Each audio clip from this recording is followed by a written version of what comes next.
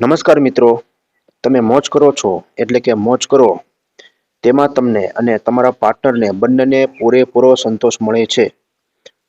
તો મોજ કર્યા પછી જો લગ્ન થયા હોય તો લગ્ન જીવન અને જીએફ હોય તો એક કપલ તરીકેનું જીવન કેવું હોય છે. મિત્રો, તમે મોજ કરો તેમાં તમને અને તમારા જીવનસાથી કે જીએફને મોજ કરવામાં પૂરેપૂરો સંતોષ મળે છે. એટલે મોજ કેમ કરવી, કયા આસનમાં કરવી તે તમને બધી જ ખબર છે. મોજ કરતા સમયે તમને તમારા પાર્ટનર તરફથી અને તમારા પાર્ટનરને તમારા તરફથી મોજ કરવામાં ફૂલ સપોર્ટ મળે છે. એટલે મોજ કરવામાં મજા આવે છે.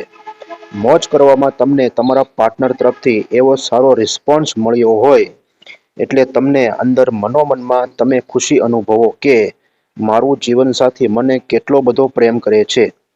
જો તમે ખુશી અનુભવો એટલે તમે આખો દિવસ ફૂર્તીલા રહો અને તેના કારણે તમારું મગજ ખૂબ સ્ટ્રોંગ થઈ જાય છે અને તમે જે વ્યવસાય સાથે સંકળાયેલા હોય તેમાં તમે જરૂરી નિર્ણય લઈ શકો છો.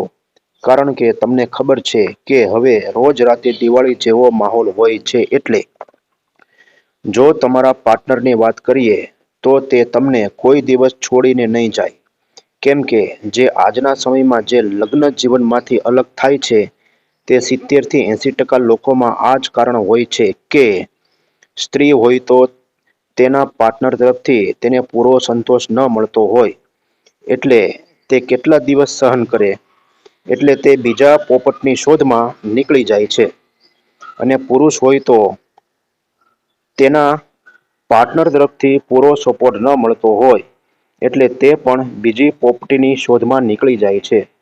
જો તમારે જીએફ હોય એટલે કપલ તરીકે તેમાં તમારે સંતોષ મળે મોજ કરવામાં એટલે તે તમને છોડીને તો નહીં જાય પણ તે તેના ફ્રેન્ડ સર્કલમાં મોજ કરવાની વાતો કરે કે અમને તો બહુ મજા આવે છે મોજ કરવામાં.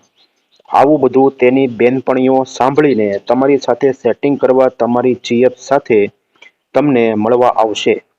તેમાં તમારી જૂની જીએફમાં કાંઈ તકલીફ ન પડે પણ એક સે ભલે દો સે ભલે તીન એટલે કે કોઈને 2 કે 3 જીએફ હોય છે તેમ તમારે થઈ જાય. મિત્રો, પૈસા તો ગમે તે રીતે ગમે તે વ્યવસાયમાં કમાઈ શકે છે પણ સાચું જીવન તો મોજમાં સંતોષ મળે તો જ જીવન સારી રીતે ચાલે. નહીંતર સારું કમાતા હોઈએ તો પણ મોજ બરાબર ન થાય તેના કારણે ઘર સંસારમાં કંકાસ ઊભો થાય અને એવા નિર્ણયોથી વ્યવસાયમાં પણ નીચા પડી જઈએ. એટલે મોજ કરો, સંતોષકારક મોજ કરો અને થાય તો તેમાં સુધારો કરો અને સારું જીવન જીવો. તો મિત્રો, હવે મળીશું આગળના